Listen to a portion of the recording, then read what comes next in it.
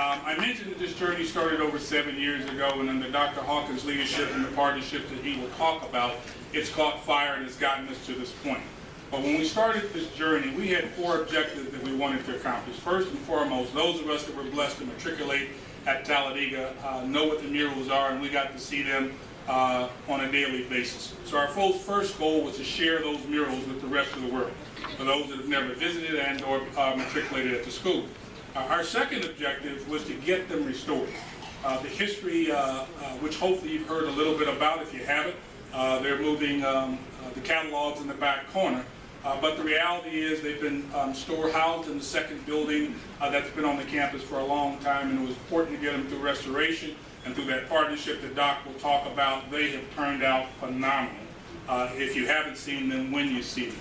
Our third objective, obviously, was to tell the Talladega College story. We're a small little liberal arts college that's in a town that most folks may not have heard much about. If you're a NASCAR fan, you know about the Talladega races. We're right down the street. But it is a place that those of us that have had the benefit of growing and learning there value and love very deeply for all the right reasons.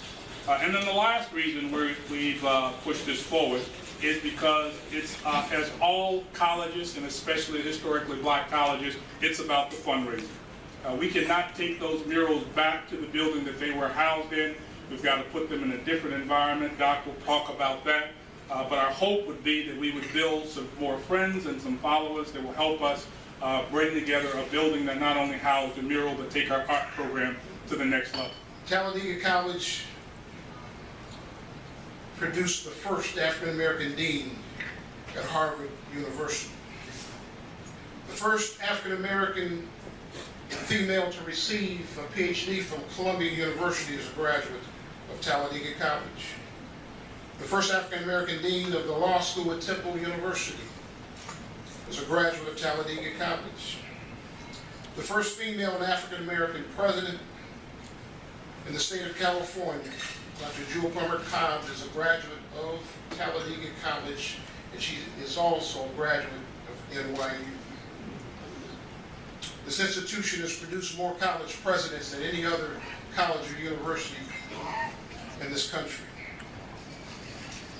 But for Talladega College, Ambassador Andrew Young and Dr. Martin Luther King would have never met in their life. They met for the first time in their life on Talladega College's campus in 1958.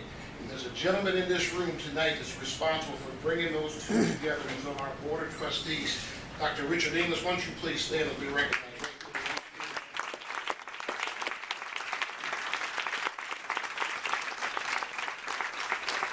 I have a picture of the three of them hanging in my office.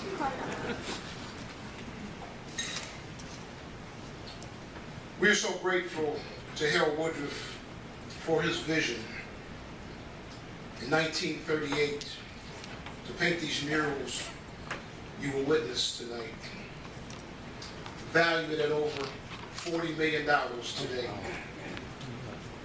Now, before we started the restoration, we had no idea that the murals were worth $40 million. He was a wonderful artist, produced some of the greatest artwork this country has ever seen. This is a special evening tonight for NYU and New York City.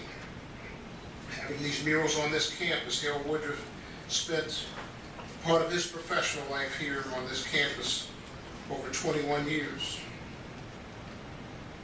And we'd like to think that we played a small part of his professional career, because when the time he painted the murals at Talladega, he was teaching part-time, driving back and forth from Atlanta. And tonight we have a special person in the audience tonight that was HALE Woodruff's department chair when he was on the faculty here at NYU. And I want to introduce to you 91 years young, Angela Churchill. Would you please stand? She's in the audience.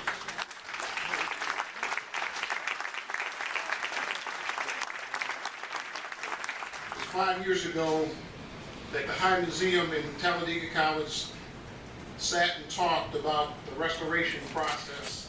It raised over $200,000 to restore the murals. We caught them just at the right time.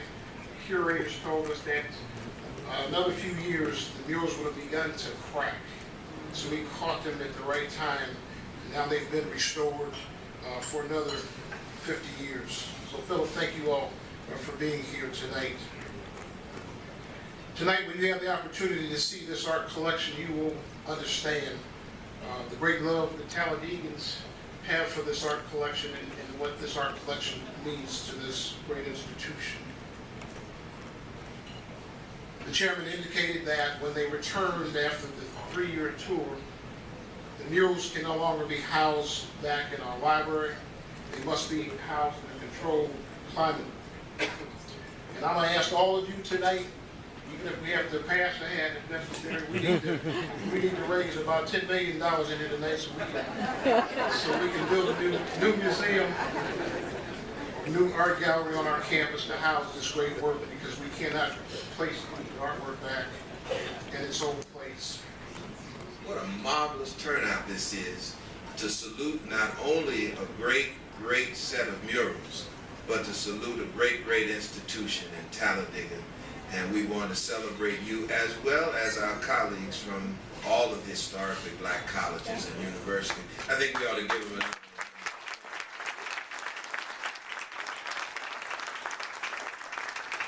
I've been studying these murals very closely, and each time I look at a picture of them, something rises up in me.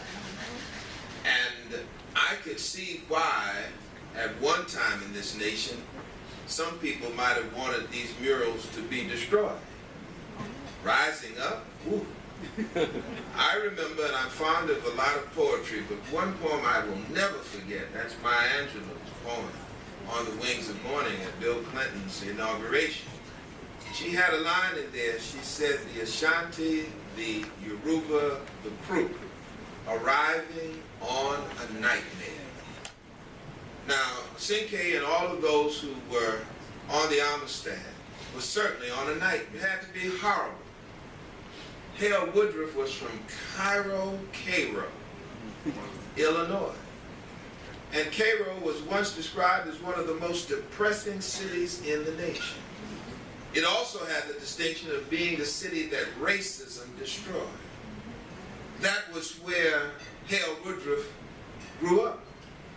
And Marcella Maxwell, who's around here someplace, sent me a collection from Brother Walker, I think, of some of the prints of the poverty and the lynchings that people of African descent had to face. These were done by HALE WOODRUFF. He had to be influenced by the negativity and the racism of his childhood. That's why we're so concerned about the future progress of our children. So yeah, we're rising up. I feel better after having been a part of this celebration. I'm going to go out of here a little angry. Thank God I don't have a machete in my hand. But I do go out of here with greater knowledge. I do go out of here with a better understanding of who HALE WOODRUFF was. I do go out of here with a deeper appreciation of our artists and what they have contributed to our emancipation and our struggle for liberation. I do go out of here with a greater celebration and appreciation of what art can do for our children in terms of teaching. It has been a travesty in New York that it's been removed from the public. Wherever you are, if you're black, if you're white, if you're Jewish, if you're of a different sexual orientation, whatever you are, if you feel that injustice is pressing on you, then always remember from HALE WOODRUFF'S murals to rise up, stand tall, and never let any person on this earth hold you down. Thank you very much.